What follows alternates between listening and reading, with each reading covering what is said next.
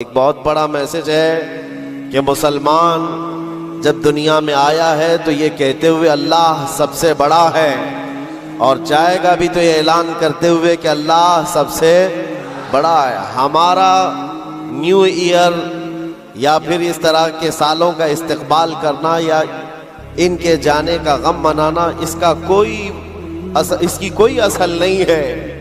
और मैंने एक आयत तिलावत की है आपके सामने, कुरान पाक की मशहूर सूरह है, सूरह वद्दुहा। रब तबारक व तआला कसम याद फरमा रहा है, उस चाश्त के वक्त की कसम जो महबूब के चेहरे की तरह चमकता है। वल्लैलि इज़ा सजा, उस रात की सियाही की कसम जो महबूब की जुल्फों की तरह है। मा वद्दअक रब्बुका वमा क़ला, महबूब आपके रब ने ना आपको छोड़ा है और ना कुछ कम किया है। वलल आखिरतु खैरुल लका मिनल ऊला, ऐ महबूब आपकी हर आने वाली घड़ी पिछली घड़ी से बेहतर है। अजीज़ान गिराम वक़ार, हर आने वाला दिन तुम्हारे लिए बेहतर है, लेकिन शर्त है, एक ही शर्त है, क्योंकि रब ताला ने फरमाया वला तहीनु वला तहज़नु व अंतुमुल अअलौ, घबराओ मत, बेकरार मत हो, तुम सबसे ज्यादा कामयाब रहोगे इन कुंतुम मुमिनीन। शर्त यह है कि तुम मेरे नबी की गुलामी में आ जाओ, ईमान वाले हो जाओ, तब फिर तुम्हारे लिए हर आने वाली घड़ी बेहतर है, हर आने वाली घड़ी पिछली घड़ी से बेहतर है। शर्त यह है कि ईमान की जिंदगी आ जाए तुम्हारे। इसे रसूल है मेरे आका सल्लल्लाहु अलैहि वसल्लम ने फरमाया, ला युमिनु अहदुकुम हत्ता अकूना अहब्बा इलैहि मिन वालिदिही व वलदिही वन नासी अजमाइन। तुम में से उस वक्त तक कोई मोमिन नहीं हो सकता कामिल, जब तक कि वो अपने माँ बाप, औलाद और सारी दुनिया से ज्यादा मुझसे मोहब्बत ना करे। दूसरी हदीस है, ला युमिनु अहदुकुम हत्ता यकूना हवाहु तबअन लिमा जिअतु बिही। हुजूर पाक सल्लल्लाहु अलैहि वसल्लम फरमाते हैं, तुम में से उस वक्त तक कोई कामिल मोमिन नहीं हो सकता जब तक कि वो अपनी ख्वाहिशात को मेरी मर्जी के मुताबिक ना बनाए। बरादरान मिल्लत इस्लामिया, ख़ाहरान मिल्लत इस्लाम, अस्सलामु अलैकुम रहमतुल्लाहि व बरकातुहू। नाज़रीन कराम, आज का हमारा रिएक्शन वीडियो मुफ्ती सलमान अजहरी ने ऐसा बयान किया कि सुनकर आपका ईमान ताज़ा हो जाएगा। हम आपको लेकर चलते हैं, मुफ्ती सलमान अजहरी का न्यू तकरीर सुनाते हैं। में शरीक तमाम अहले सुन्नत व जमात, अस्सलामु अलैकुम व रहमतुल्लाहि व बरकातुहू। अल्हम्दुलिल्लाहि व कफ़ा व सलामुन अला हबीबिहिल मुस्तफ़ा, अम्मा बअद, फ़अऊज़ु बिल्लाहि मिनश शैतानिर रजीम, बिस्मिल्लाहिर रहमानिर रहीम। वद्दुहा वल्लैलि इज़ा सजा, मा वद्दअक रब्बुका वमा क़ला, वलल आखिरतु खैरुल लका मिनल ऊला। सदक़ल्लाहु मौलानल अज़ीम। बारगाह रिसालत मुआब सल्लल्लाहु अलैहि वसल्लम में दुरूद पाक का हदिया पेश करें। अल्लाहुम्मा सल्लि अला सय्यिदिना व मौलाना मुहम्मदिन मअदनिल जूदि वल करम व आलिहि व अस्हाबिहिल किराम व इब्निहिल करीम व बारिक व सल्लिम सलातन दाइमतन सरमदन अबदा। हमें ये पता है, जैसे कि खबर दी गई है, आप हजरात यहाँ पर इशा की नमाज से बैठे हुए इंतज़ार कर रहे हैं, इसीलिए हम भी आपके सामने खड़े होकर बयान करने को तरजीह देते हैं कि बहुत सारे इसमें सुनने कम और देखने ज़्यादा आते हैं। तो जिस तरह की भी, जिसकी भी जैसी नीयत हो, लेकिन एक बात है मेरे अजीज़ों, 2023 का आखिरी घंटा चल रहा है, और उस आखिरी घंटे में हम अपने रब की याद कर रहे हैं और उसके हबीब का जिक्र कर रहे हैं। और यही मुसलमानों की अलामत भी हो कि हम अपनी ज़िंदगी की इब्तिदा जो करते हैं वो अल्लाहु अकबर से करते हैं। आपको पता है, जब हम पैदा हुए थे हमारे कानों में सबसे पहले आवाज़ क्या आई? अल्लाहु अकबर। किसी भी मौलवी साहब ने हमारे कानों में आवाज़ दी होगी, अजान तो हर बच्चे को दी जाती है। अल्लाहु अकबर से हमारी ज़िंदगी शुरू हुई है, और जब इंतकाल हो जाए, जनाजा तैयार करके लाया जाए, इमाम के सामने रखा जाए, इमाम सबसे पहले हाथ बांधते हुए क्या कहता है? अल्लाहु अकबर, यानी ज़िंदगी ख़त्म भी हो गई है। अल्लाहु अकबर। ये एक बहुत बड़ा मैसेज है कि मुसलमान जब दुनिया में आया है तो ये कहते हुए अल्लाह सबसे बड़ा है, और जाएगा भी तो ये ऐलान करते हुए कि अल्लाह सबसे बड़ा है। हमारा न्यू ईयर या फिर इस तरह के सालों का इस्तकबाल करना या इनके जाने का गम मनाना, इसकी कोई असल नहीं है। ये साल का आखिरी घंटा हम तो सिर्फ इसलिए यहाँ पर जमा हैं कि गैरों ने लोगों में एक अजीब मिजाज बना दिया है कि इसको सेलिब्रेट किया जाएगा। दिखाते हैं। और कैसे सेलिब्रेट किया जाएगा? शराब के नशे में धुत होकर साहिल, समंदर और दीगर इलाकों पर आज पार्टियां और वहां पर नशे की महफिलें सजाई जाती हैं। हमने ये सोचा कि दुनिया की खुशी करने का तरीका अगर ये है तो हम साल के आखिरी घंटे को रब्बे जुल जलाल के जिक्र में क्यों न मनाएं। मेरे अजीजों, यकीन है कि अभी आधा घंटे के बाद क्या हो रहा है, 12 बजने वाले हैं। 12 बजने वाले हैं और 12 सुन्नियों के लिए तो खैर का है। इंशाअल्लाहुल अजीज इस 12 के बाद आने वाला जो साल होगा, कुफ्फार और मुशरिकीन के 12 जरूर बजाए। दुआ तो करेंगे हम यही कि अगला साल जो लोग इस नशे में धुत हैं कि 2024 हमारा है, 2024 में ऐसा होगा वैसा होगा। इस 12 पर हम दुआ यही करते हैं कि मौला आज के रात के 12 के बाद उन सारे दुश्मनान इस्लाम की जिंदगी के 12 बज जाए। अल्लाह करीम वो दिन जरूर लाएगा।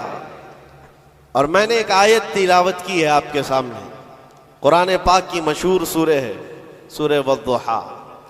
रब तबारक व तआला कसम याद फरमा रहा है, उस चाश्त के वक्त की कसम जो महबूब के चेहरे की तरह चमकता है।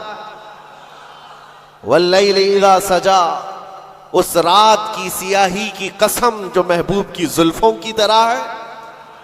मा वद्दअका रब्बुका वमा क़ला, महबूब आपके रब ने ना आपको छोड़ा है और ना कुछ कम किया है।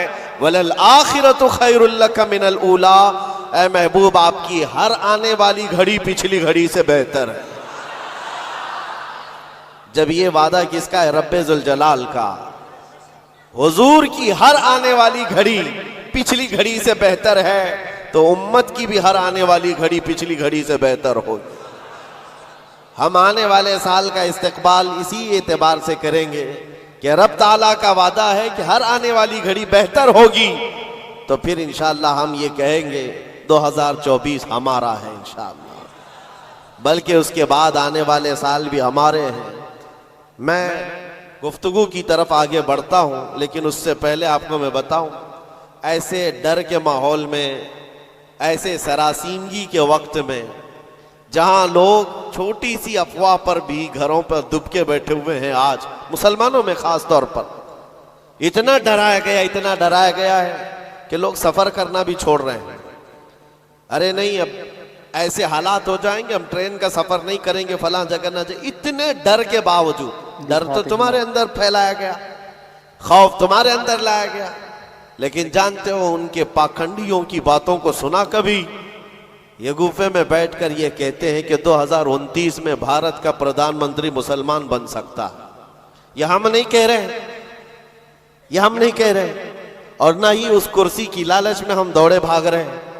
जिसके पास आयतल कुर्सी है उसे उस कुर्सी की हाजत नहीं, लेकिन दिलों का खौफ ये बताता है, उनका डर ये बताता है कि अगले साल आने वाले इनके लिए हो सकते हैं। और मैं दुआ करता हूं अल्लाह उनका डर सही फरमाते। अजीज़ान गिराम वक़ार, हर आने वाला दिन तुम्हारे लिए बेहतर है, लेकिन शर्त है, एक ही शर्त है, क्योंकि रब ताला ने फरमाया वला तहीनु वला तहज़नु व अंतुमुल अअलौ, घबराओ मत, बेकरार मत हो, तुम सबसे ज्यादा कामयाब रहोगे इन कुंतुम मुमिनीन। शर्त यह है कि तुम मेरे नबी की गुलामी में आ जाओ, ईमान वाले हो जाओ, तब फिर तुम्हारे लिए हर आने वाली घड़ी बेहतर है, हर आने वाली घड़ी पिछली घड़ी से बेहतर है। शर्त यह है कि ईमान की जिंदगी आ जाए तुम्हारे, और ईमान ना हो, ईमान किसे कहते हैं सबको पता है, हदीस रसूल है, मेरे आका सल्लल्लाहु अलैहि वसल्लम ने फरमाया, ला युमिनु अहदुकुम हत्ता अकूना अहब्बा इलैहि मिन वालिदिही व वलदिही वन नासी अजमाइन। तुम में से उस वक्त तक कोई मोमिन नहीं हो सकता कामिल जब तक कि वो अपने माँ बाप, औलाद और सारी दुनिया से ज्यादा मुझसे मोहब्बत ना करे। दूसरी हदीस है, ला युमिनु अहदुकुम हत्ता यकूना हवाहु तबअन लिमा जिअतु बिही। हुजूर पाक सल्लल्लाहु अलैहि वसल्लम फरमाते हैं, तुम में से उस वक्त तक कोई कामिल मोमिन नहीं हो सकता जब तक कि वो अपनी ख्वाहिशात को मेरी मर्जी के मुताबिक ना बनाए। हुजूर की मर्जी के मुताबिक जब तक तुम अपनी ख्वाहिशात नहीं बनाओगे, मोमिन नहीं हो सकते, और मोमिन कामिल नहीं होगे तो फिर मदद भी नहीं है। मैं उस मोमिन की बात कर रहा हूं जिसको कुरान कहता है, कभी कद अफलहल मोमिनून, ईमान वाले कामयाब हो चुके। कौन से ईमान वाले? ईमान की शर्त अव्वल है हुजूर के लिए बे इंतहा मोहब्बत करना, शर्त अव्वल है। अब आइए हम आज की इस रात में तज़किरा उन लोगों का करें जिनका जिक्र हमारे ईमान की जिला का सबब है। वो दीवान गाने इश्क रसूल जिन्होंने अपनी जिंदगियां हुजूर के कदमों में निछावर कर दी। मैंने आज ये सोचा कि उनकी बारगाहों में खिराज अकीदत पेश करते हुए जवानों के लिए मिसाल रखो। आज के नौजवान आइडियल किसको समझेंगे? मेरे अजीजों, दुनिया आज बड़ी बड़ी स्क्रीनें लगाकर मुजरा करने वाले जालिमों के नाच को देख रही होगी। स्टंट करने वाले इनके सामने हीरो बन जाते हैं। मैं आज आपको उन जियालों की बात रखना चाहता हूं जो हकीकत में हीरो हैं, जो पूरी दुनिया के लिए हीरो हैं। उस बतले जलील का एक नाम काफी है, खालिद बिन वलीद। इसकी मिसाल दुनिया लाने से कासिर है। मेरे अजीजों, मेरी पूरी गुफ्तगू का खुलासा सिर्फ इतनी बात पर होगा जो बरेली के इमाम ने पुकार कर कहा था, फिर के गली गली तबाह, ठोकरें सबकी खाई क्यों, दिल को जो अक्ल दे खुदा तेरी गली से जाए क्यों। आज जो गली गली घूम रहे हैं उन तक भी पैगाम पहुंचाओ, फिर के गली गली तबाह, ठोकरें सबकी खाए क्यों। आ जाओ इस दरबार में, इस दरबार का जो सग भी हो जाता है, कुत्ता भी होता है, वो अपने वक्त का मुजद्दिद बन करके ये नारा लगाता है, ये नारा लगाता है, उस गली का गधा हूं मैं जिसमें मांगते ताजदार फिरते हैं।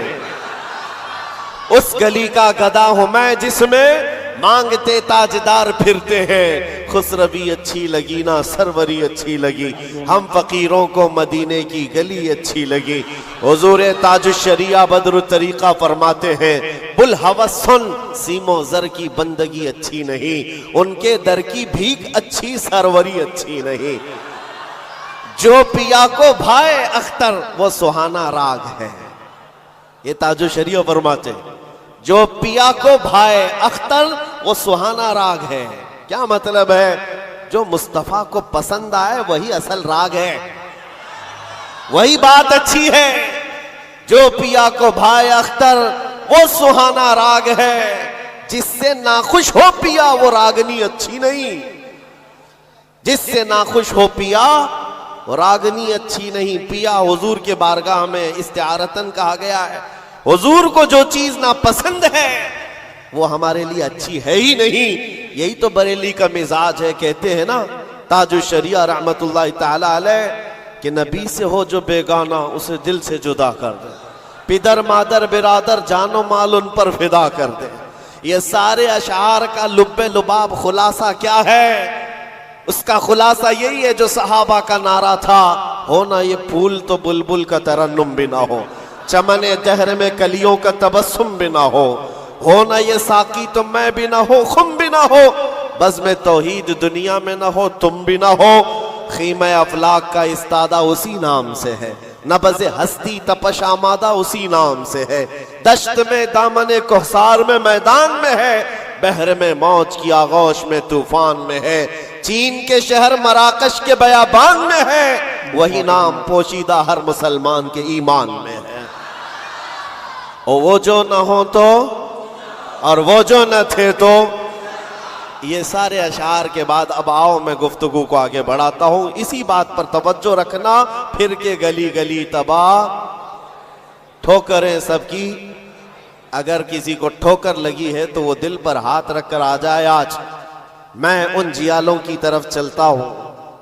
यमन का एक कबीला बनु असद एक कबीला है जिसमें रहने वाले एक शख्स है हारिसा, और उनकी बीवी, छोटा सा एक कुंबा, छोटा सा एक खानदान, 3 बच्चे थे। हारिसा और उनकी बीवी और 3 बच्चे। ये यमन का रहने वाला एक कबीला है। औरत अपने तीनों बच्चों को लेकर मैके जा रही थी, और बड़ा बेटा जो उस वक्त उम्र का 8 साल का था, जैद नाम था। काफिले पर अचानक डाकुओं का हमला हुआ और माल लूट लिया गया, और साथ ही डाकुओं ने ये जैद नामी छोटे से बच्चे को, 8 साल के बच्चे को भी गिरफ्तार कर लिया। एक माँ का कलेजा दहल गया कि मेरे 8 साला बच्चे को मुझसे छीना गया। बाकी 2 बच्चे तो साथ थे। माँ की कैफियत ऐसी थी कि पहाड़ों पर चढ़ जाती, चीखती थी, और अरबी में जो अशार कहती थी, अल्लाहु अकबर, आज भी मौजूद है। यमन की रहने वाली ये खातून पहाड़ों पर जाकर पुकारती थी कि कोई मेरे जैद को देखा है तो मुझे बता दे। और जब खबर बाप को आकर लगी, बाप जान निछावर करता था अपने बेटे जैद पर। बाप की ऐसी कैफियत कि खाना छोड़ दिया, और मिजाज में तब्दीली ऐसी आ गई कि लोगों से मिलना तक छोड़ दिया अपने बेटे की जुदाई के गम में। यमन वाले कहते थे कि हारिसा का बेटा जो गुम हुआ, यूसुफ गुमगश्ता है, यानी एक दूसरा यूसुफ है। जैसे हजरत याकूब अलैहिस्सलाम के बेटे यूसुफ की अलैहिस्सलाम की दूरी हुई थी तो आपने गम किया था, हारिसा ने अपने बेटे जैद की जुदाई में बहुत रोया। और वह अशार जो अरबी में लिखे जाते थे, यमन में जब वो अशार पढ़ते तो अपने जो दुश्मन होते वो भी रो पड़ते थे। बाप की जुदाई के गम के अशार लोगों को रुलाते थे। जमाना गुजर गया। अब डाकुओं ने उस जैद का किया क्या था, कुछ साल अपने पास रखा, और उकास के मेले में, मक्का के करीब एक मेला लगता था, और उस मेले में लाकर जैद को गुलाम बनाकर बेच दिया। जब बेचा तो ये जैद गुलाम बनकर के किसके हवाले आया? खदीजा बिन्त खुवैलिद, उम्मुल मोमिनीन हजरत खदीजा रज़ियल्लाहु ताला अन्हा के घर हजरत हकीम बिन हिजाम के जरिए से। जब ये गुलाम हजरत खदीजा के घर आया तो उस वक्त 15-16 साल की उम्र थी। पहली नजर मुस्तफ़ा करीम की पड़ी थी। रसूल रहमत सल्लल्लाहु ताला अलैहि वसल्लम ने हजरत खदीजा के घर इस नौजवान को देखा। अदब में कामिल था, गुफ्तगू के सलीके अच्छे थे, लोगों से मुलाकात के तौर तरीके बताते, बड़ा खानदानी आदमी। जब ये पहली नजर मेरे मुस्तफ़ा करीम सल्लल्लाहु अलैहि वसल्लम की पड़ी तो उम्मुल मोमिनीन खदीजा से कहा, मेरे आका ने अगर आप बेहतर समझें तो ये गुलाम मेरे हवाले कर दे। क्या किस्मत है जिसको खुद रसूलुल्लाह खरीद। जैद को खरीद लिया, बल्कि तोहफतन हुजूर को दे दिया गया।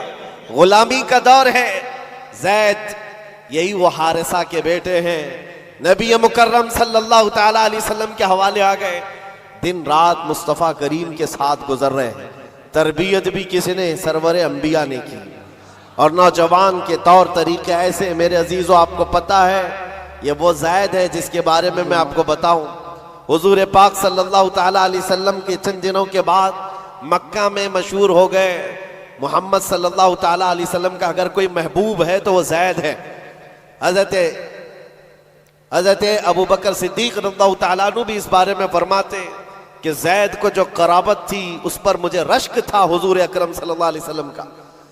अब जमाना बीतता गया, जैद के घर छूटे, खानदान छूटा, माँ छूटी, बाप छूटे, गुलामी का दौर चल रहा है। एक बार हज के लिए एक कबीला यमन से आया हुआ था, और यमन वाले हज करने के बाद वो अशार सुना रहे थे जो हारिसा जैद के बाप ने लिखे थे अशार, और रुला रहे थे। वहां जब ये कबीला यमन के वो अशार पढ़ करके सुना रहा था, यही जैद वहां से गुजर रहे थे। यमन वालों ने देखा, पहली नजर में पहचान लिया, ये वो जैद है जिसका बाप पूरे यमन को रुलाता है इसकी जुदाई में। ये मक्का हरम काबा के पास क्या कर रहा है? लोगों से पूछा कौन है, लोगों से पूछ करके जैद को बुलाया गया। पूछा तुम्हारा नाम का? जैद। बाप का नाम हारिसा। लोगों ने कहा तुझे पता भी है तेरी माँ का क्या हाल है, तेरे बाप का क्या हाल है? तेरी माँ रोज पहाड़ों पर चढ़ जाती है, आसमान को पुकारती है कि आसमान बता मेरा जैद जिंदा है तो मैं जीने की तमन्ना रखूं। बाप तेरा अशार लिख करके यमन को रुलाता है। जैद ने कहा कि हो सकता है, लेकिन जाओ, अगर मेरे माँ बाप इस गम में रोते हैं तो उनको मेरा सलाम कहना और यूं कहना कि उन्हें गुमगश्ता ऊंट की तरह मुझे तलाश ना करे, इसलिए कि उनका जैद उनकी गोद से कई बेहतर गोद में है।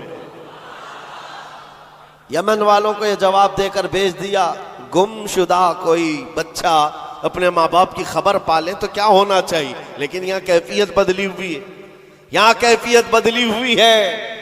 हुजूर पाक सल्लल्लाहु ताला अलैहि वसल्लम की इस गुलामी में दिन रात गुजरते रहे, शब और रोज गुजरते रहे। मेरे अजीजों, जिसको हो दर्द का मजा नाज़े दवा उठाए। आपको मैं बताऊं, ये कबीला यमन का गया और जा करके जैद के माँ बाप से कहा, हारिसा और उनकी माँ से कहा, तुम्हारा गुमशुदा बच्चा मिल गया, हरम काबा में हमने उसको देखा है और सुना है मोहम्मद नामी अरब के एक मशहूर शख्स की गुलामी में है और उनकी सखावत भी, दरिया दिली भी, रहम दिली भी मशहूर है। माँ और बाप ने खबर पाते ही महीनों का सफर दिनों में तय कर लिया। दौड़ते भागते मक्का पहुंचाए और जैसे पहुंचे पूछा कहाँ रहते हैं मोहम्मद सल्लल्लाहु अलैहि वसल्लम। हुजूर पाक सल्लल्लाहु अलैहि वसल्लम हरम काबा के पास ही उनको मिल गए। माँ इतना रोई, बाप इतना रोए, हुजूर पाक सल्लल्लाहु अलैहि वसल्लम को उन पर तरस आ गया। पूछा क्या बात है? कहा हमारा बच्चा गुम हुआ था, सालों बीत गए, अब तक हमने खाने का मजा नहीं चखा और हम सब की जिंदगी ऐसी वीरान सी लगती है कि उसके बगैर जिंदगी में अंधेरा है। पूछा हुजूर ने कौन है तुम्हारा बच्चा? कहा उसका नाम जैद है और सुना है वह आपकी गुलामी में। हुजूर पाक सल्लल्लाहु अलैहि वसल्लम ने फरमाया, जैद तुम माँ बाप हो जैद के? कहा हाँ, अगर आप मुनासिब फरमा समझे तो हमें हमारा जैद लौटा दें। आप अल्लाह के तरफ से सुना गया है बड़ा रहम दिल रखते हैं, हमारे लिए अपना जैद लौटा दें। हुजूर पाक सल्लल्लाहु अलैहि वसल्लम ने कहा, मैं किसी के बाप और किसी की माँ से उसके बच्चे को अलग नहीं करना चाहता, लेकिन फिर भी ये फैसला मैं जैद के ऊपर छोड़ता हूँ।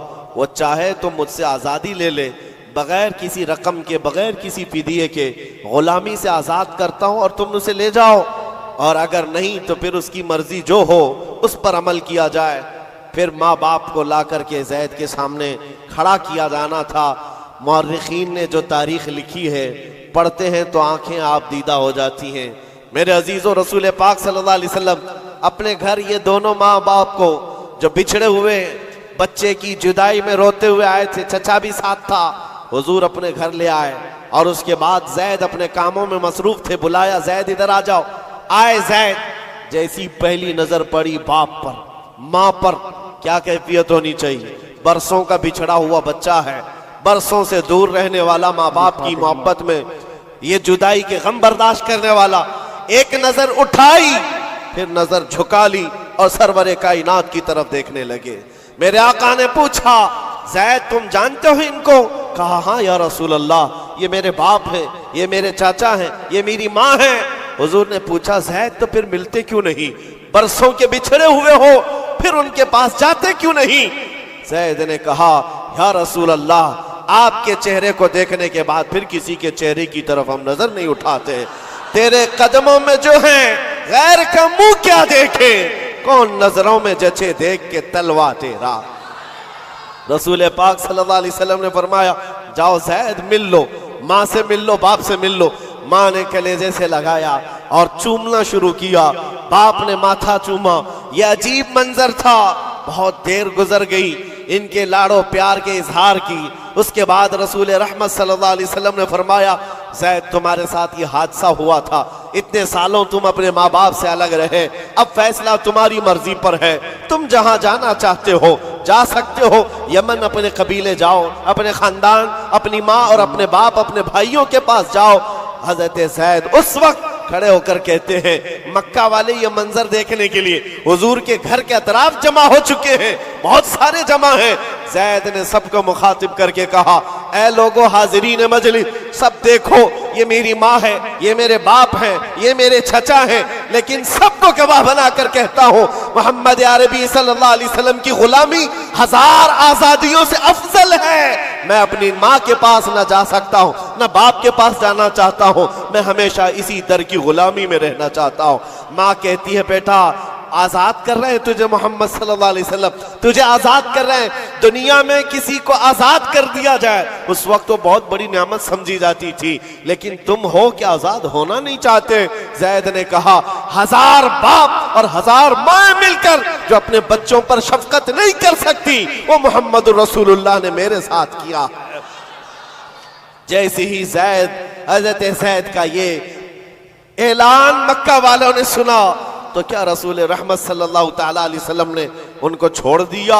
आता है फकीरों पे उन्हें प्यार कुछ ऐसा, खुद भीख दें और खुद कहें मंगते का भला हो। हुजूर रहमत सल्लल्लाहु ताला अलैहि वसल्लम, रहमत आलम सल्लल्लाहु अलैहि वसल्लम ज़ैद का हाथ पकड़ करके ले जाते। कहाँ लेकर के आए? हरम काबा के पास आए, पूरे मक्का वालों को मुखातिब करके कहा, ऐ मक्का वालों गवाह रहना, मैंने ज़ैद को गुलामी से आजाद किया और आज के बाद से ये मेरा वारिस है और मैं इसका वारिस। मक्का में ये बात मशहूर हो गई। क्या? ज़ैद को ज़ैद बिन हारिसा कम कहा जाता था, ज़ैद बिन मोहम्मदुर रसूलुल्लाह कहा जाता। मोहम्मदुर रसूलुल्लाह का बेटा ज़ैद। मेरे अजीजों, जो इस दरबार में आया है, जाहिर सी बात है ये वो मजा है जिसको चखने के बाद ही बरेली के इमाम ने कहा था, फिर के गली गली तबाह, ठोकरें सबकी खाई क्यों, दिल को जो अक्ल दे खुदा तेरी गली से जाए। हुजूर पाक के दरबार का लुत्फ जिसने उठा लिया है, फिर वो किसी और दरबार की तरफ मुंह भी नहीं करता। हुजूर अकरम सल्लल्लाहु ताला अलैहि वसल्लम की बारगाह की लज्जत जिसे हासिल है, वो आज के हैप्पी न्यू ईयर के जलसों में या वहां के तमाशों में शिरकत करेगा? हरगिज नहीं हो सकता, हरगिज नहीं। वो आंख उन तमाशाओं को नहीं देख सकती जो जलवे रसूल देखने के लिए बेताब है। आज की रात मेरे अजीजों ये लिखा जाएगा, तुम्हारे नामा अमाल में तो ये लिखा ही जा रहा है। दुनिया के जो जो हालात अभी चल रहे हैं वो भी लिखा जा रहा होगा कि लोग साल का आखिर हिस्सा किस तरह से गुजारते हैं, नए साल की इब्तिदा और उसका इस्तकबाल किस तरह करते हैं। दुनिया वाले ऐश में धुत होकर, नशे में धुत होकर के करते हैं, मगर मुसलमान नबी पाक के कदमों में ही कामयाबी समझता है। आओ हुजूर रहमत आलम सल्लल्लाहु ताला अलैहि वसल्लम के उस दरबार की लज्जत में देना चाहता हूँ। इसीलिए इस बात पर मैं बार बार तवज्जो दे रहा हूँ, फिर के गली गली तबाह, ठोकरें सबकी खाई क्यों। कब तक ठोकरें खाओगे ऐ नौजवानों? कब तक उसकी गली में, इसकी गली में, कहां कहां मांगोगे, कहां कहां किससे किससे बात करोगे? एक गली की तरफ आ जाओ जो हर गली से आजाद करती है। दूसरों के मंगता बनने से बेहतर है आमीना के लाल के मंगता बन जाए। उस नबी पाक की गुलामी जो 1000 आजादियों से अफजल है। सैयदना बिलाल हबशी रदी अल्लाह ताला, वो जानिसारे रसूल, दामने रसूल में जैसी आ गया। जानते हो हजरत बिलाल हबशी रज़ियल्लाहु ताला कई सालों तक जख्म उठाए और बच्चा बच्चा उनके मुतालिक जानता है। मक्का की गलियों में उनके पैरों में रस्सी बांधकर औबाश लोगों के हाथ में दिया जाता और वो बदमाश लड़के आपको मक्का की गलियों में रस्सी में पाँव में रस्सी बांधकर खींचा करते थे। उनकी जिस्म पर, उनकी पीठ पर गरम सिल रखा जाना, दहकते हुए अंगारों में उनको सुलाया जाना, ये सब रिवायतें पता है आप बिलाल हबशी को। लेकिन जो मैं बात कहने जा रहा हूँ, जमाना बीत गया, आप तो हुजूर पाक की गुलामी में आए और हुजूर पाक सल्लल्लाहु अलैहि वसल्लम की वफात के बाद सिद्दीक अकबर का ज़माना आया, हज़रत उमर का ज़माना। मेरे अजीज़ों, आपको एक बात बताऊं, जब मजलिसे अमीरुल मोमिनीन हजरत उमर फारूक रज़ियल्लाहु ताला अन्हु में हजरत बिलाल हाजिर होते। बिलाल, उनकी कैफियत क्या थी? वो भी मक्का के गुलाम थे, हबशी गुलाम। हबशी गुलाम उस वक्त मक्का में हिकारत से देखते थे लोग, काले रंग का होता है, चौड़ी नाक का होता है। लेकिन सैयदना बिलाल हबशी की बात यह है, अमीरुल मोमिनीन उमर इब्न खत्ताब, जिसके रौब और दबदबे का हाल ये है कैसर और किसरा की फौजें थर थर कांपती हो, वो अमीरुल मोमिनीन जिसके बू से, जिसकी सिर्फ और सिर्फ हवा से, जिसकी खुशबू से शैतान रास्ता बदल लेता हो। जब बिलाल हबशी उनकी महफिल में आते तो क्या कहकर पुकारते जानते हो? या सैयदना बिलाल, या सैयदना बिलाल, ऐ हमारे आका बिलाल आइए, ऐ हमारे आका बिलाल आइए। हजरत बिलाल कहते, हुजूर ये आपकी जुबान से अच्छा नहीं लगता, मैं गुलाम हूं, मुझे गुलाम कहकर पुकारे, आप सैयदना कहते। कौन कह रहा है सैयदना? उमर इब्न खत्ताब। किसको कह रहे? बिलाल हबशी को। सैयदना बिलाल आइए। हजरत बिलाल जब कहते अमीरुल मोमिनीन, आप ये ना कहें सैयदना, मुझको गुलाम कहकर पुकारे। हजरत उमर क्या कहते थे? आइए आपको मैं बताऊं क्यों सैयदना बिलाल कहकर पुकारता हूं। आप अपना जुब्बा उठाएं। जब वो जुब्बा उठाते, उनकी पीठ पर जो दागे हुए निशान थे, हजरत उमर उसको बोसा लेते थे और चूमते थे और कहते हैं, बिलाल, जो रसूलुल्लाह की मोहब्बत में जख्म तुमने खाए वो जख्म हमने नहीं खाए हैं। जिसको हो दर्द का मजा, नाज़े दवा उठाए क्यों। अजीजा ने गिरामी वकार, मकाम और मर्तबे में वही बुलंद था जो दरबारे रिसालत में आपका और उस गली का गधा बनकर के पूरी जिंदगी गुजारता रहा। एक दो नहीं, कई मिसालें आपको मैं बताऊं। एक साहबी हैं मुसअब बिन उमैर, ये रसूल पाक सल्लल्लाहु ताला अलैहि वसल्लम के एम्बेसडर कहलाते थे, तर्जुमाने रसूल थे, सफीरे रसूल थे। इनकी कैफियत क्या है? अल्लाहु अकबर। तारीख में लिखा है, ये 27 साल के कड़ियल जवान और मक्का में ऐसे लिबास पहनते थे कि रेशम का लिबास, इनका लिबास मशहूर था। और मक्का की गलियों में जब घूमते थे, इनका इतर जो लगाते, पूरी गलियों में खुशबू आती। महंगा लिबास पहनते, महंगा अतर इस्तेमाल करते। दामन मुस्तफ़ा से जब वाबस्ता हुए, ये मुसअब बिन उमैर, उनकी माँ भी काफिरा है, बाप भी काफिर है और सख्त तरीन दुश्मनाने रसूल है। शुरू में आपने अपना इस्लाम छुपाए रखा। चंद दिनों के बाद एक दिन उस्मान बिन तलहा ने देख लिया, जो कलील बाजार काबा थे, जाकर इनकी माँ से कहा, तू क्या घर पर बैठी रहती है? तेरा बेटा तो मोहम्मद के दीन को इख्तियार कर चुका है। माँ को इतना बुरा लगा ये जुमला। जब मुसअब बिन उमैर आए तो उनसे पूछा कि क्या तुमने मोहम्मद अरबी का दीन कबूल कर लिया है? आपने बरजस्ता कहा, हाँ, उस रसूल पाक सल्लल्लाहु अलैहि वसल्लम के दीन में दाखिल हुआ जो बंदों की इबादत से निकाल कर खालिक की इबादत की तरफ ले जाता है। आपका ये जुमला माँ बाप को शाक गुजरा, मारना शुरू किया, इतना मारा जख्मी कर दिया। उसके बाद मुसअब बिन उमैर घर से निकले, रोज मार खाते थे, रोज अपनी माँ से भी और अपने बाप से भी कोड़े भी खाते थे। दरबारे रसूल में जब आते तो जख्मी हालत में आते, कपड़े भी उनके जख्मों से फटे हुए होते। हुजूर पाक सल्लल्लाहु अलैहि वसल्लम ने फरमाया, मुसअब तुम यहाँ से हबशा चले जाओ, हबशा हिजरत करके चले जाओ। माँ बाप वतन सब छोड़कर हबशा की तरफ चले गए। चंद महीने वहां रुके, वापस आए, फिर दोबारा हबशा की हिजरत किया। नबी करीम सल्लल्लाहु ताला अलैहि वसल्लम का ये जानिसार हिजरत पर हिजरत करता रहा। एक वक्त ऐसा आया था कि नबी पाक सल्लल्लाहु ताला अलैहि वसल्लम ने मदीने हिजरत करने से पहले अपना सफीर बनाकर किसी को भेजा था, तो मुसअब बिन उमैर थे। मदीने आए थे, गली गली में जाते थे, घर घर को खटखटाते थे। एक साल के अंदर 73 सहाबा को मदीने के वो हुजूर के पाक की बारगाह में लाकर गुलाम बना दिया था। नबी पाक सल्लल्लाहु ताला अलैहि वसल्लम के दरबार के ऐसे गुलाम बनाए, आम लोग नहीं है। साद बिन उबादा, साद बिन मुआज, ये अंसार और अंसार कबीलों के सरदारों को इस्लाम पहुंचाने वाला, वो कड़ियल जवान। मैं बात किस लिए कर रहा हूं, सुनो जरा, जिंदगी थोड़ी सी मुझे बतानी जरूरी है। वो मुसाब बिन उमैर जो रेशम का लिबास पहनता, जो महंगे ऊद और अतर इस्तेमाल करता, दामन मुस्तफा में आया है, हिजरत पर हिजरत है, वतन छूटा है, कभी हबशा के चक्कर, कभी अफ्रीका के चक्कर, और उसके बाद कभी यसरफ, यहाँ पर आप आकर आबाद होते रहे। जब रसूल पाक सल्लल्लाहु तआला अलैहि वसल्लम मदीने तशरीफ लाए थे, अल्लाहु अकबर, इस्तिकबाल करने वालों में सबसे आगे बढ़कर मदीने वालों को जो बताया था, कौन था जानते हो आप? हुजूर जब तशरीफ ला रहे थे, मदीने आ रहे थे, हजरत अबू बकर सिद्दीक अपना कुर्ता उठा करके लोगों के यानी हिला हिला कर झंडा बनाकर बता रहे थे, हुजूर पाक सल्लल्लाहु तआला अलैहि वसल्लम ये मेरे आका हैं। मुसाब बिन उमैर ने मदीने वालों को दूर से देख करके बताया था कि जो कपड़ा हिला रहा है वो रसूलुल्लाह का गुलाम खास है, और जो चमकदार चेहरा मदीने में तुलू हो रहा है वो मोहम्मद रसूलुल्लाह का है। मुसाब बिन उमैर ये मदीने तैयबा में सफीर इस्लाम है, सफीर रसूल है। थोड़े दिनों की बात है मेरे अजीजों, जैसे ही हुजूर तशरीफ लाए, जानते हो हुजूर के पास जिस वक्त वो आए थे मदीने में, मेरे आका सल्लल्लाहु अलैहि वसल्लम की आंखों में आंसू आ गए मुसाब बिन उमैर को देखकर। किस वजह से? सहाबा कहते हैं मुसाब बिन उमैर के पूरे जिस्म में पहनने के लिए कोई कपड़ा नहीं था, एक बकरी की खाल को लपेट करके उस पर कांटे लगा लिए थे, बकरी की खाल, और जगह जगह से वो भी फटी हुई है।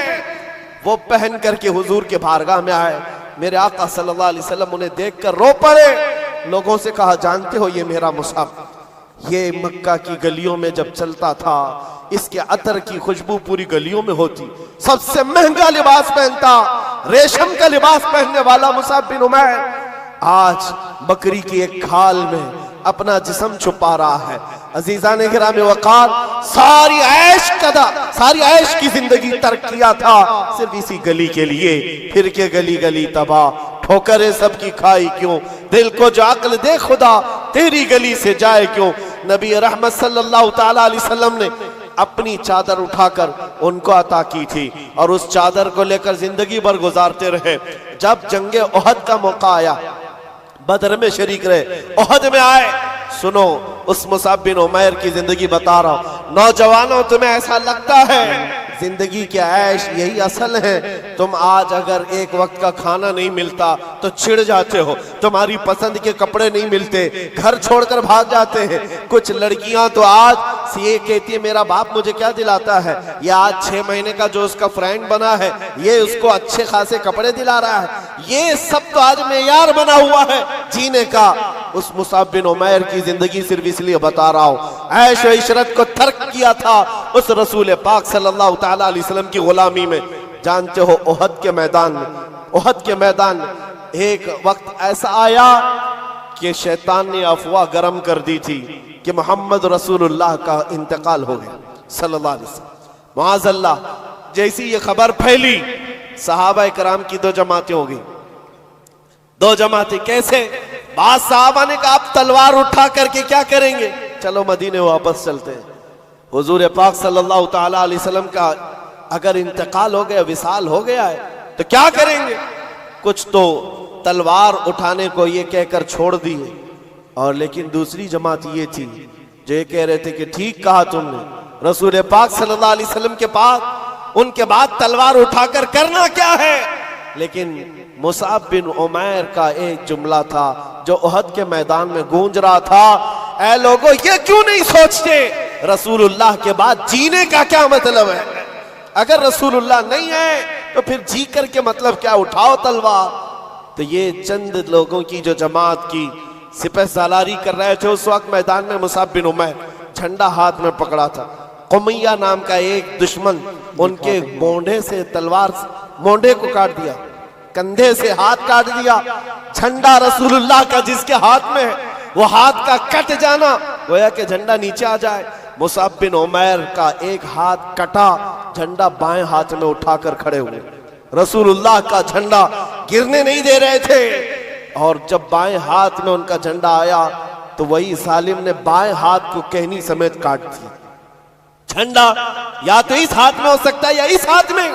तारीख इस्लाम की सच्चे और आग की वहां गर्दानी करो, सरगर्दानी करो तो पता चले मुसाब बिन उमैर ने कटे हुए बाजुओं से उस परचम को पकड़ा था, सीने में दबाकर, अपनी ठूड़ी के नीचे दबाकर हुजूर के परचम को नीचे नहीं आने देना चाहते। जिसके इधर का बाजू कट गया हो, उधर का हाथ कट गया हो, कटे हुए हाथों से। और उसी ओहद के मैदान में जालिमों ने जब देखा कि ये झंडा नीचे आने नहीं देता, सीने पर बहुत तेज भाला मारा, नेजा मारा। उस वक्त आपने पुकार कर कहा ओहद के मैदान में, ये नहीं कि लोगों मेरा हाथ कट गया, लोगों मेरा बाजू कट गया, लोगों मेरे सीने पर दुश्मनों ने नेजा मारा। नहीं, ओहद के मैदान में मुसाब बिन उमैर पुकार रहे थे, मेरा कोई साथी करीब है तो आ जाए, मुझे न संभाले रसूलुल्लाह का झंडा संभाल ले, मैं इसे आखिरी सांस तक नीचे आने नहीं देना चाहता। हुजूर पाक सल्लल्लाहु ताला अलैहि वसल्लम के परचम को नीचे आने नहीं देना चाहते। उनके भाई थे, उन्होंने उठा लिया। हजरत मुसाब बिन उमैर ओहद के मैदान में शहीद हो गए। जानते हो रसूल पाक सल्लल्लाहु अलैहि वसल्लम सारी लाशों को जब जमा कर रहे थे, मुसाब बिन उमैर के पास आए और फिर कहा, ए मुसाब बिन उमैर, वो सफीर इस्लाम है, रसूलुल्लाह का तर्जुमान है। मिनल मुमिनीन रिजालुन सदक़ू मा अहदुल्लाह अलैह, मोमिनीन में से कुछ लोग वो हैं जिन्होंने अल्लाह से किया हुआ वादा पूरा कर दिया है। और उसके बाद उनके दफन का तरीका भी है।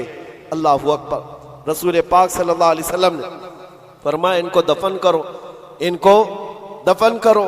जब इनको दफन करने की बात आई तो आपका जिस्म छुपाने के लिए, आपका जिस्म छुपाने के लिए सहाबा कोशिश करते रहे। जब उनका सर छुपाया जाता तो नीचे से खुल जाता, और जब नीचे का हिस्सा छुपाते तो सर का हिस्सा खुल जाता। कपड़ा इतना नहीं था आपके पास, कपड़ा इतना नहीं था। नबी पाक सल्लल्लाहु ताला अलैहि वसल्लम के पास सहाबा ने कहा, इतना ही कपड़ा मुसाब के पास रह गया। हुजूर पाक सल्लल्लाहु अलैहि वसल्लम ने फरमाया, मुसाब के पास एक छोटा टुकड़ा है, वो दुनिया से एक छोटा टुकड़ा लिए जा रहा है और साथ में रसूलुल्लाह को लिए जा रहा है, मुहम्मदुर रसूलुल्लाह को साथ लिए जा रहा है। इस घर घास उनके कदमों पर रखकर दफन किया गया। फिर मैं कहता हूं मेरे अजीजों, वो कौन से जवान थे जिन्होंने अपनी जिंदगी को निछावर कर दिया था उन कदमों में, ऐश और इशरत को तर्क कर दिया था। उनके महंगे लिबास, उनकी महंगी खुशबुएं, सारी चीजें दरबारे रिसालत में वक्फ हो गई थी सिर्फ नबी पाक सल्लल्लाहु अलैहि वसल्लम की रजा के लिए। आज आपसे हम ये नहीं कहते कि हलाल चीजें छोड़ दो, पहनना छोड़ दो, ओढ़ना छोड़ दो, नहीं, कम अज कम हुजूर पाक के अगर गुलाम हो तो हराम चीजों को तो छोड़ सकते हो। लिबास अच्छा पहनो, खुशबू इस्तेमाल करो, इसकी मुमानियत नहीं है। लेकिन ऐ नौजवानों, अगर हुजूर की गुलामी का दावा करते हो तो हम चाहते हैं तुम्हारे कान फिर ये गंदे नगमे क्यों सुनते हैं, ये गालियां तुम्हारी जुबानों से निकलती कैसे हैं, ये तुम आवारागर्दी में अपनी आंखें बहकाते कैसे हो, तुम्हारे ये जिस्म का हर अज़ू गुनाहों की गम्माजी क्यों कर रहा है। नबी रहमत सल्लल्लाहु अलैहि वसल्लम के गुलाम हो तो फिर आओ मेरे अजीजों, उस दरबार का की गुलामी की लज्जत जिसे मिल जाए। अल्लाहु अकबर। मैं सच कहता हूं, इकबाल ने एक जुमला कहा था, इकबाल के अशार बहुत मानाखेज है। कहा था कि ये गाजी ये तेरे पुरअसरार बंदे जिन्हें तूने बख्शा है ज़ौक़े खुदाई, दो नीम इनकी ठोकर में दरिया व सहरा, सिमट कर पहाड़ उनकी हैबत से राई। और फिर इकबाल जो कहता है, दो आलम से करती है बेगाना दिल को, अजब चीज है लज्जत आशनाई। दो आलम से करती है बेगाना दिल को, अजब चीज है लज्जत आशनाई। जिसको हुजूर पाक की आशनाई की लज्जत मिली है, पूरी दुनिया से उसे बेखबर कर देती। मैं अब साल की इब्तिदा हो गई, उन जानिसारों की बात मैं कर रहा हूं जिन्होंने रसूल पाक सल्लल्लाहु अलैहि वसल्लम की गुलामी की लज्जत महसूस की है। उहद के मैदान में जाने से पहले दो गहरे यार, बहुत गहरे दोस्त क्या दुआ कर रहे हैं बताऊं आप? साद इब्न अबी वक्कास, अब्दुल्ला बिन जहश, ये दो नाम याद रखना है नौजवानों, जिनको कहते हैं ना जिगरी यार। उठना बैठना साथ में, खाना पीना साथ में, रात को चलना फिरना साथ में, कहीं कुछ मशवरे करना हो साथ में। साद इब्न अबी वक्कास और अब्दुल्ला बिन जहश, इन दोनों की दोस्ती बड़ी मशहूर थी, बहुत मशहूर थी। लेकिन उहद के मैदान में जाने से पहले अल्लाहु अकबर, दुआ क्या कर रहे हैं सुनो। दोनों आए, मुसल्ला बिछाए, रात का वक्त है। साद इब्न अबी वक्कास कहते हैं मेरे भाई अब्दुल्ला, मैं दुआ करूंगा तुम आमीन कहना। अब्दुल्ला बिन जहश कहते ठीक है, मैं भी दुआ करूंगा तुम आमीन कहना। दोनों मुसल्ला बिछाकर बैठे, दुआ क्या कर रहे हैं। साद बिन अबी वक्कास ने पहले हाथ उठाया और कहा, ऐ अल्लाह, कल उहद के मैदान में जब हम उतरेंगे, तेरे रसूल पाक सल्लल्लाहु ताला अलैहि वसल्लम की हिमायत के लिए हम अपनी जानें कुर्बान करने के लिए मैदान में आएंगे। मौला, मेरा मुकाबला किसी ऐसे सख्त दुश्मन के साथ करा जो सबसे बड़ा पहलवान हो, सबसे बड़ा पहलवान हो। तमन्ना तो देखो हुजूर के गुलाम की कैसी, तमन्ना कैसी। कल जो सबसे बड़ा दुश्मन होगा उससे मेरा मुकाबला करा दे मौला। फिर क्या करेगा। साद इब्न अबी वक्कास कहते हैं मौला, जब वो तेरे हबीब का दुश्मन सामने आए, कभी मैं उसको दाएं से मारूं, कभी बाएं से मारूं, कभी आगे से मारूं, कभी पीछे से मारूं, और उसको गिराकर उसके नेज़े पर झंडा गाड़ कर कहूं लब्बैक या रसूल अल्लाह, रसूल पाक की सर बुलंदी का ऐलान करूं। ये दुआ तो देखे, दुआएं कैसी कैसी हैं। उलमाओं की तमन्ना ये नहीं है हालात कुछ हो गए तो मैं छुप करके कहीं पनाह ले लूंगा। जंग के हालात मेरे अजीजों, क्रिकेट का मैदान नहीं है, सर हथेली में लिए जाने का मंजर होता है, जान लेकर जाते हैं। लेकिन तमन्ना भी क्या है, छोटे सिपाही से लड़ने का नहीं है, छुटपुट वारदातें नहीं है। साद इब्न अबी वक्कास कहते हैं सबसे बड़ा पहलवान जो होगा मेरा उससे मुकाबला हो जाए। दुआ करके उनके दोस्त, जिगरी दोस्त हैं अब्दुल्ला बिन जहश, आमीन कह रहे, आमीन कह रहे। अब सुनो, जब इनकी दुआ खत्म हो गई, अब्दुल्ला बिन जहश कहते ऐ साद, अब मैं दुआ करता हूं तुम आमीन कहो। अल्लाह अल्लाह, दुआएं कैसी, जाने साराने रसूल। अब्दुल्ला बिन जहश हाथ उठाते और कहते हैं बारगाह रब्बुल इज्जत में, मौला करीम, जब कल की सुबह तेरे रसूल के साथ हम मैदान में जाएं, ऐ रब्बे जुल जलाल, इस्लाम की सरबुलंदी के लिए, तेरे नबी के नामूस की हिफाजत के लिए लड़ने के लिए जब मैं मैदान में आऊं तो क्या हो मौला, दुश्मनों से मेरा मुकाबला हो जाए और दुश्मनों की सफों में मैं घिर जाऊं। कभी दुश्मन मुझे सामने से मारे, कभी पीछे से मारे, कभी दाएं से मारे, कभी बाएं से मारे, और मुझे मार मार कर टुकड़े करे, और फिर मेरे हर टुकड़े से आवाज आए तेरा रसूल सर बुलंद है, इस्लाम सर बुलंद है। दुआ इनकी ये है। साद इब्न अबी वक्कास आमीन कह रहे हैं। एक बड़े दुश्मन से मुकाबला करने की दुआ कर रहा है और दूसरा मोहब्बत मुस्तफा में जख्म खा खा कर मरने की दुआ कर रहा है। सुबह हुई, उहद के मैदान में जब पहुंचे, अजीजान गिरामी वक़ार, बात ऐसी थी, साद इब्न अबी वक्कास सब में सबसे पहले आगे आए थे। उस वक्त दुश्मनों में से जो उस वक्त सबसे बड़ा पहलवान था, साद इब्न अबी वक्कास के सामने आया, जिसको कहा जाता था 1000 इंसानों की ताकत रखता है। साद इब्न अबी वक्कास उसको देखते ही कहते हैं तू नहीं आया, मेरे रब ने भेजा है, इसलिए कि रात को मैंने दुआ की थी जो तुम्हारा सबसे बड़ा पहलवान होगा मैं उससे मुकाबला करूंगा। साद इब्न अबी वक्कास ने दुआ की थी, मौला ने सामना करा दिया। अब शुरू हो गए तीर चलना और नेज़े चलना। साद इब्न अबी वक्कास के तीर ऐसे तीर थे, कभी सामने से जाते, कभी दाएं से, कभी बाएं से, बिजलियों की तरह आवाज करते, उस दुश्मन के सीने में पैवस्त होते। जानते हो ये साद इब्न अबी वक्कास कौन है? तीर चलाते थे तो पीछे से रसूलुल्लाह आवाज देते थे, भी अभी अंत व उम्मी इरमी या साद, ऐ साद तेरे तीर चला, तुझ पर मेरे माँ बाप कुर्बान। तन्हा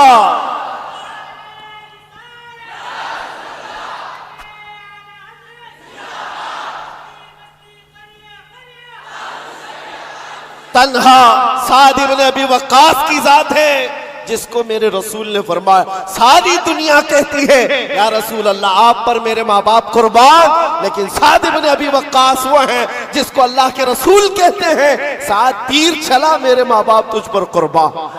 और जिसको रसूलुल्लाह ये फरमाए, फिर उनके तीरों की आवाज का क्या कहना, तीरों के निशानों का क्या कहना। जब संग संग चलते थे, दुश्मन के खीमे में खलबली मच गई। थोड़ी ही देर गुजरी थी, इनके सामने आया हुआ दुश्मन ऐसा गिरा कि उसके जिस्म पर साद इब्ने अबी वक्कास के लगाए हुए निशान मौजूद थे। फिर आए, अपने खुदा से किए हुए दुआ के मुताबिक दाएं से भी मारा, बाएं से भी मारा, आगे से पीछे से, फिर सीने में झंडा गाड़ कर कहा, रहेगा यूं ही उनका चर्चा रहेगा, रहेगा यूं ही उनका चर्चा रहेगा। पड़े खाक हो जाएं चल जाने वाले, मिट गए मिटते हैं मिट जाएंगे आदा तेरे, न मिटा है न मिटेगा कभी तू घटाए से किसी के, या रसूल अल्लाह ना घटा है ना घटेगा जब बढ़ाए तुझे अल्लाह ताला तेरा।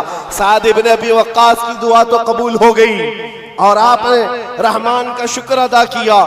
जंग का मैदान है और गहमा गमी है, घमासान की जंग होती है, कौन कहाँ है किसको खबर है, लेकिन जिगरी दोस्त थे। अब्दुल्ला बिन जहश की यारी उनके साथ बड़ी मशहूर है। जैसे ही शाम हो रही थी, ढूंढने लगे मेरा जिगरी यार दिखता नहीं, अब्दुल्ला बिन जहश कहाँ है।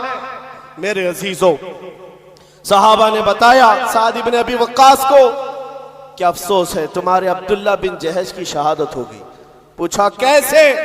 कहा वो जब लोगों में मशहूर हो गई थी अफवाह कि रसूलुल्लाह का कत्ल हो गया, अब्दुल्ला बिन जहश ने इधर उधर कुछ नहीं देखा, दुश्मनों के नरगे में दौड़ते हुए चले गए और ऐसे अंधाधुंध उनसे लड़ते रहे, ना वो पीछे की तरफ देखते, ना किधर, ना इधर ना उधर।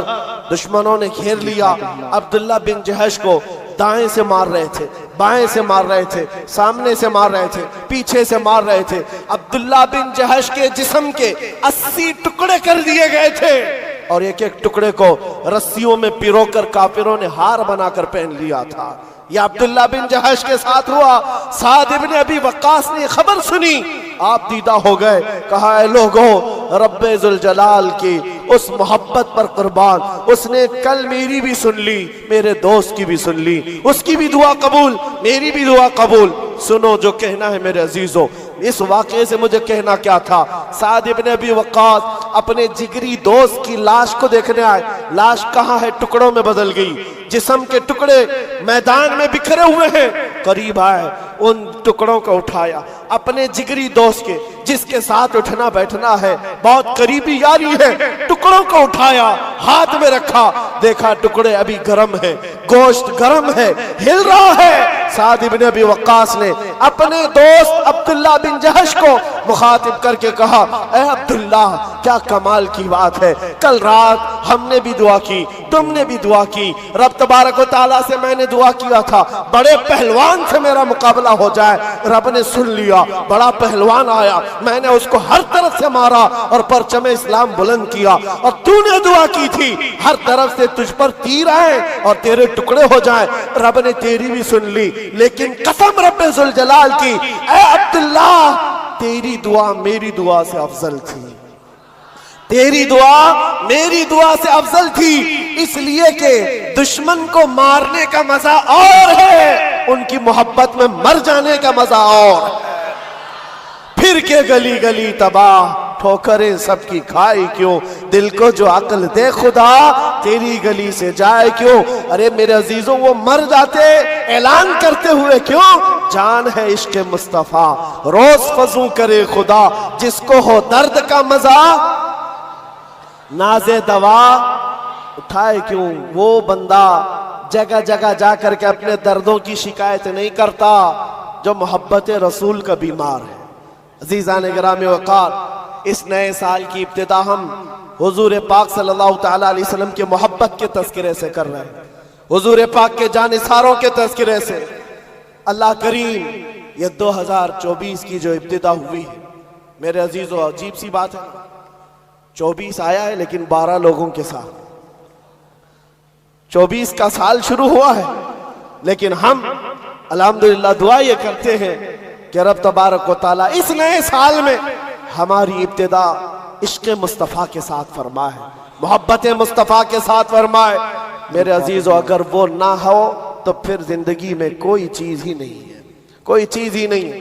इसीलिए क्या कहा इकबाल ने, हो ना ये फूल तो बुलबुल का तरन्नुम भी ना हो, कुछ भी नहीं है वो जो न थे तो, और वो जो ना हो तो।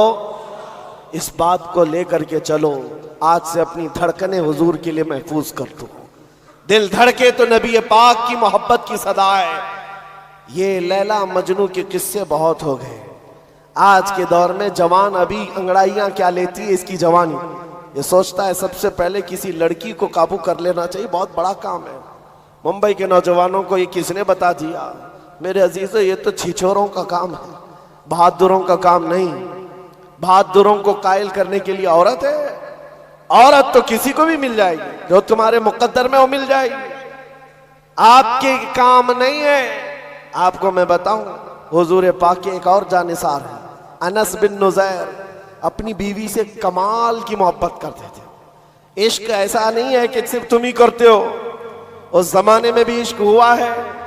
लैला और मजनू के किस्से यहाँ हिंदुस्तान की गलियों से नहीं आए, ये भी मशहूर आशिक थे। लेकिन आपको मैं बताऊं, अनस बिन नुज़ैर अपनी बीवी से बहुत इश्क करते थे, मोहब्बत करते थे। लेकिन ये है कौन? रसूलुल्लाह सल्लल्लाहु अलैहि वसल्लम के हमराज हैं। हुजूर उनके घर जाते थे। एक दिन दोपहर के वक्त उनके घर बैठे, मक्का से एक खत आया। हुजूर पाक ने कहा, अनस पढ़ के सुनाओ क्या है। उन्होंने पढ़ के सुनाया कि मक्का वाले जंगों की तैयारी कर रहे हैं, और ये राज था, वहां के हालात सब बता दिए थे खत में। रसूल पाक ने फरमाया, मोड़ कर रख लो, ये तेरे और मेरे बीच में राज है। अनस बिन नुज़ैर ने कहा, ठीक है या रसूल अल्लाह, आपने हुक्म फरमाया। उसके बाद जब हुजूर घर से निकले, उनकी बीवी अंदर से आई, जो उनकी बहुत बड़ी महबूबा है, उनकी माशूका है, बेहद मोहब्बत करते थे। बाहर आई, कहा, अनस बिन नुज़ैर, किसका खत आया था? रसूलुल्लाह के पास क्या पढ़कर सुना रहे थे? कहा, खबरदार, मोहब्बत अपनी जगह, वो रसूलुल्लाह का राज है, वो रसूलुल्लाह का राज है, नहीं बयान कर सकता। कमाल दर्जे का इश्क हो मेरे अजीजों। आज के वो मजाजी आशिक तो माँ बाप को लात मार देते। 6 महीने की मोहब्बत क्या होती है, ये माँ बाप को ठोकर मारकर चले जाते। अनस बिन नुज़ैर अपनी उस बेहद मोहब्बत करने वाली औरत से कहते, खबरदार इस मामले में मत आना। बीवी ने कहा, कोई बात नहीं, मैंने सुन तो लिया है दीवार के पीछे से। खत में क्या था? मक्का से आया है खत, जंगों के हालात बताए गए, आप पढ़कर सुना रहे थे। बीवी ने सुन लिया था। इसके बाद हुआ क्या? अनस बिन नुज़ैर ने सीधे गर्दन पकड़ ली, दिखाते, हाँ, गर्दन पकड़ ली अपनी उस औरत की। कहा, उस वक्त तक हाथ नहीं छोड़ूंगा जब तक रसूलुल्लाह बयान न फरमाते, हुक्म ना आ जाए। मोहब्बत अपनी जगह पर, इश्क अपनी जगह पर, हुजूर के मामलात अपनी जगह पर। हुजूर के पास गर्दन पकड़ करके ले आए, दौड़ते हुए कहा। हुजूर ने पूछा, क्या हुआ अनस, इसको क्यों पकड़ लाए? कहा, या रसूल अल्लाह, इसने हमारे राज को दीवार पीछे से सुन लिया। मेरे आका, कहीं मैं मुजरिम ना हो जाऊं, मुझ पर अल्लाह का अज़ाब ना आ जाए, आपके राज को इफ्शा करने की सजा में मैं कहीं मुलविस ना हो जाऊं। हुजूर पाक ने फरमाया, गर्दन छोड़ दो, आजाद कर दो, वो भी मेरी सहाबिया है। जैसे राज तुम्हारे पास महफूज है, वैसे राज उसके पास भी महफूज है। हजरत अनस बिन नुज़ैर ने गर्दन से हाथ हटा दिया और फिर मुस्कुरा कर बीवी से कहा, पहली वाली मोहब्बत फिर बाकी है, जो मोहब्बत थी वो मोहब्बत फिर बाकी है। लेकिन याद रखना, हमारी मोहब्बत का मेयार थर्मामीटर सिर्फ कदम रसूल है, वो जो ना हो तो ये हमारा थर्मामीटर है। यही बरेली का मिजाज है, नबी से हो जो बेगाना उसे दिल से जुदा कर दे, पिदर मादर बिरादर जानो माल उन पर फिदा कर दे। अजीजा ने गिरामी वकार, ये वो सहाबा की मिसालें मैं आपको रखा हूँ।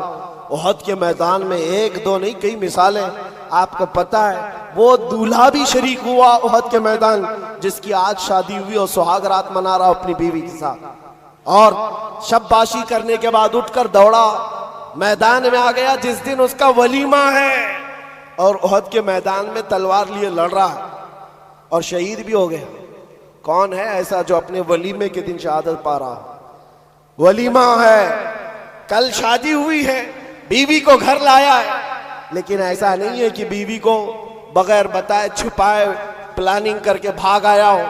रात को बिस्तर से उठ करके अपनी बीवी से कहा, ऐ मेरी शरीक हयात, मैंने तुझे दुल्हन तो बना लिया, लेकिन कानों में आवाज आई है कि रसूलुल्लाह सल्लल्लाहु अलैहि वसल्लम के साथ सारे मदीने वाले निकल पड़े हैं। लिहाजा मेरा घर में रहना किसी हालत सही नहीं। चाहो तो तलाक ले लो, इद्दत के बाद दूसरा निकाह कर लो, या तो फिर अल्लाह की मर्जी पर कायम रहो। वो खातून ऐसी नहीं थी। वो कहती कि कहां से तुम आज के आज शादी करके लाए और किसके हवाले छोड़ जा रहे हो, और मुझे सुहागन को अभागन बनाए जा रहे हो। नहीं, वो खातून है, मदीने की, कहती है ऐ मेरे सरताज, गम किस बात का, आप मुझे तलाक की बात क्यों करते हैं? जाए, अल्लाह की मर्जी पर मैं कायम हूं। अगर आप लौट करके आए तो फखर से मदीने में गाजी की बीवी कहलाऊंगी, और अगर नहीं लौटे तब भी फखर से शहीद की बेवा कहलाऊंगी। ये जज्बा कहाँ है? वो मदीने वालों के अंदर था, जिन्होंने सब कुछ हुजूर पाक सल्लल्लाहु ताला अलैहि वसल्लम के कदमों में निछावर किया। ऐ मेरे अजीजों, ये सारी बातें रखने के बाद सिर्फ मैं इतना चाहता हूं, आज भी इन अंधेरियों से हमें कोई चीज निकाल सकती है तो हुब्बे मुस्तफा। आ जाओ उनके दरबार में, फिर के गली गली तबाह, ठोकरें सबकी खाई क्यों, दिल को जो अक्ल दे खुदा, तेरी गली से जाए क्यों। इसलिए कि इस अकीदे के साथ मैं बात अपनी खत्म करता हूं। आज लोगों को ऐसा गुमान होता होगा, थोड़ा इस पार्टी में चले जाएं, इस पार्टी में चले जाएं तो सकता इनकी हुकूमत, इनकी कुछ हो जाएगा। यूपी में तो देखा है, जिसकी गवर्नमेंट आती है हर कार पे उसी गवर्नमेंट का झंडा लगा लेते। बीजेपी है तो बीजेपी का, कांग्रेस है तो कांग्रेस का, सपा है तो सपा का, झंडे वहां पर बदलते रहते, जिसकी आए उसकी। मेरे अजीजों, ये मिजाज तो दुनिया वालों ने दिया है कि सकता हुकूमत जिसके पास आ जाए। अरे बड़े बड़े नेता बदल कर इधर से उधर पार्टी में चले जाते, होता है कि नहीं होता? क्यों करते हैं वो? अरे वो लोग भी बहुत अक्लमंद हैं। कहते हैं जिनकी हुकूमत है उनके साथ जाने से थोड़ा फंड तो मिलेगा, काम तो होगा, भलाई तो कर सकेंगे। ये तो उनकी दलील है, बहुत अच्छी दलील आपने दी कि जिसकी हुकूमत है उसके यहाँ जाने से फायदा होता है। इसी को ताजुश शरिया ने हमें ये कहा था, ऐ सुन्नियो, तुम्हें पता है जहां में उनकी चलती है, जहां में उनकी चलती है वो दम में क्या से क्या कर दे, जमीन को आसमां कर दे, सुरैया को सरा कर दे। तो फिर जिसकी चलती है वहीं जाने से फायदा है। तो फिर आ जाओ, फिर के गली गली तबाह, ठोकरें सबकी खाई क्यों, दिल को जो अक्ल दे खुदा, तेरी गली से जाए क्यों। फिर मैं कहता हूं, वो तुम्हारे झंडे हैं जो बदलते हैं, हमारा झंडा कभी नहीं बदलता। हम जिसके मदखा हैं, दुनिया तो दुनिया है, हमारा मिजाज ये है, हश्र में होगा दाखिला इस शान से, या रसूल अल्लाह का नारा लगाते जाएंगे। खुल्द में होगा दाखिला इस शान से, या रसूल अल्लाह का नारा लगाते जाएंगे। किसी की जय विजय क्यों पुकारे, क्या गरज हमको, किसी की जय विजय क्यों पुकारे, क्या गरज हमको। हमें काफी है सैयद अपना नारा, हमें काफी है सैयद अपना नारा, हमें काफी है सैयद अपना नारा। अपना सब कुछ गुंबद खजरा कल भी था, और मेरे नबी से मेरा रिश्ता कल भी था, और बतला दो गुस्ताख नबी को गैरत सुन्नी जिंदा है, उन पे मर मिटने का जज्बा कल भी था। और लब्बैक या रसूल अल्लाह, लब्बैक या रसूल अल्लाह, लब्बैक या रसूल अल्लाह। व आखिर दावाना अनिल हम्दुलिल्लाहि रब्बिल आलमीन।